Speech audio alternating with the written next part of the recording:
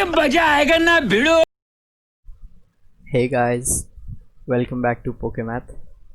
और आज मैं फिर से आ गया हूँ एक मस्त से क्वेश्चन के साथ। हाँ, तो स्टार्ट करते हैं जल्दी से, टाइम नहीं वेस्ट करते। Tom multiplied two digit numbers on the black board, then he change all the digits to letters. Different digits were changed to different letters and equal digits were changed to the same letter. He obtained AB multiplied by CD is equals to EEFF. Prove that Tom made a mistake somewhere. Tom को चढ़ी थी मस्ती भैया, ठीक है। फालतू में क्यों ही चेंज करना था, अच्छा खासा रहने देता तो अपने लिए कोई बात ही नहीं होती। बट ये प्रॉब्लम बहुत बढ़िया है। तो हमें पता है कि डिफरेंट डिजिट्स डिफरेंट लेटर्स हैं, ठीक है।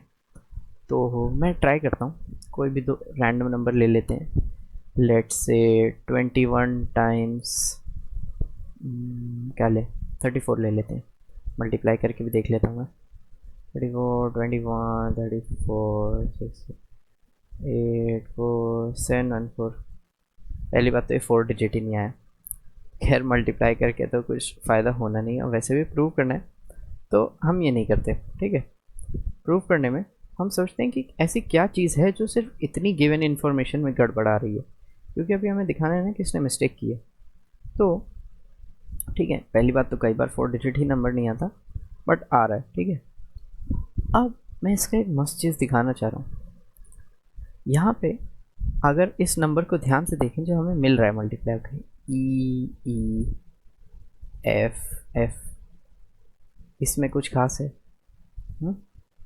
अब इसमें क्या ऐसा है जिससे कुछ बहुत मस्त हो रहा है, ठीक है। तो ये चीज़ ना मैं बताऊँ, कोई भी कर सकता है। अभी ज़्यादातर जो देख रहे होंगे थोड़े बड़े ही होंगे, बट मेरे हिसाब से क्या 5th क्लास का बच्चा ये चीज़ समझ सकता है, प्रोवाइडेड वो बहुत स्मार्ट हो। मैं नहीं समझा, ना मुझे किसी ने कभी समझाने की कोशिश करी, ठीक है। बट कोई 5th क्लास का बच्चा देख रहा है तो वो समझ सकता है। हमें ये सिखाते हैं कि मेरा क्लेम क्या है। मेरा क्लेम ये है, ये जो नंबर है, ये अजीब सा EEFF जैसा कोई भी नंबर है, ये 11 से डिविजिबल है। 11 से डिविजिबल।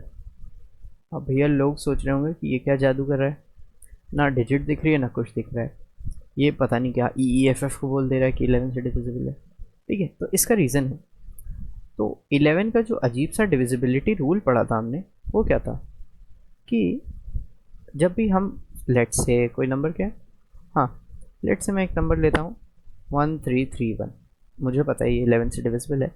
तो इसका हमें रूल क्या पढ़ाया गया था, ऑड पोजीशंस वाले को ऐड करो, इवन पोजीशंस वालों को ऐड करो। 4 आया, इनको सब्ट्रैक्ट करो तो 4 - 4, ये जो है 0 या फिर कोई मल्टीपल ऑफ 11 होना चाहिए, और 11 इंटू समथिंग। तो कुछ लोगों को तो ऐसे याद आ गया होगा कि हाँ भाई 11 का डिविजिबिलिटी रूल लगा पढ़ा था हमने, और वो EFF पे लगाने लग गए होंगे, ठीक है। तो अब हम भी लगा के देखते हैं अगर हमें भी क्लिक किया होगा कहीं से। तो ये मेरा क्लेम है। अब जिनको पता था कि डिविजिबिलिटी रूल क्या होता है, वो क्या सोचेंगे, इवन पोजीशन पे ऑड पोजीशन पे पहले E है और F है, तो इनका सम क्या होगा, कुछ भी होगा, E + F होगा, कुछ होगा कुछ। और यहाँ जो इवन पोजीशंस बची है, इनका सम क्या होगा, इनका भी E + F होगा। और मज़ेदार बात, क्योंकि ये दोनों इक्वल है, तो जब मैं इनको सब्ट्रैक्ट करूँगा तो मुझे मिलेगा 0, और 0 अब 0 मिल गया, यानी 11 का डिविजिबिलिटी क्राइटेरिया वो हो गया मस्त। अब भाई अब दिल को मिला है चैन, ठीक है। अब 11 से डिविजिबल है ये, हमने ये चीज़ प्रूव कर दी, ठीक है। थोड़ा अच्छे से लिखना पड़ेगा बट आ ही जाएगा। एक और तरीका, जिनको नहीं समझ आया कि ऐसा क्यों है, उनको मैं ये चीज़ ऐसे समझा सकता हूँ कि अगर डिविजिबिलिटी रूल मान लो किसी को नहीं याद है, तो एक्सपेंडेड नोटेशन आपने पढ़ी होगी कि जैसे अगर मेरे पास 1296 है तो मैं इसको लिख सकता हूँ 1000 + 200 + 90 + 6। वैसे ही मैं लिखूँगा इसको, तो मैं इसको कैसे लिख सकता हूँ, इसको मैं लिख सकता हूँ E multiplied by 1000 plus E multiplied by 100 plus F multiplied by 10 plus F। तो जब मैं इसको और सिंप्लीफाइड फॉर्म में लिखूँगा, इधर एक तो मेरी इधर उधर लिखने की आदत बहुत ख़राब है, पता नहीं क्यों है, बट ठीक है, माफ़ करो थोड़ा। तो ये मेरे पास बन जाएगा। जब मैं ई और एफ वालों को खाली देखूंगा इधर से, इसको मैं कैसे लिख सकता हूँ, कैसे सोच रहा था मैं, हाँ, तो यहाँ पे मेरे पास क्या बनेगा, सबसे पहले मेरे पास बनेगा, एक तो मेरे पास क्या है देखो, 1000 ई और 100 ई मिलाऊंगा कितना हो जाएगा, 1100, 1100। तो मेरे पास बन जाएगा 1100 ई प्लस 11 एफ 10 और 1। तो ये चीज़ ये बनी। अब देखो ये चीज़ भी 11 से डिविजिबल, ये चीज़ भी, जब दोनों चीज़ें डिविजिबल हैं तो यानी ये भी 11 का मल्टीपल, वो भी 11 का मल्टीपल, तो सम करेंगे वो भी 11 का मल्टीपल। मस्त। तो अब सबको ये तो क्लियर हो गया कि भाई हाँ 11 का मल्टीपल। अब देखते हैं कि ये हो क्या रहा है, ये जो गड़बड़ हो रहा है, तो मतलब टॉम ने कहाँ गड़बड़ कहाँ कर दी। तो अब इसको देखो, 11 का मल्टीपल है भैया। अब हमें पता है कि 11 क्या है, प्राइम नंबर है। तो इधर अगर मैं देखूं, अगर मैं इक्वेशन लिख देता हूँ, ये क्या है, A B time C D. A B भी एक 2 डिजिट नंबर, ये भी 2 डिजिट नंबर, ये है प्राइम नंबर।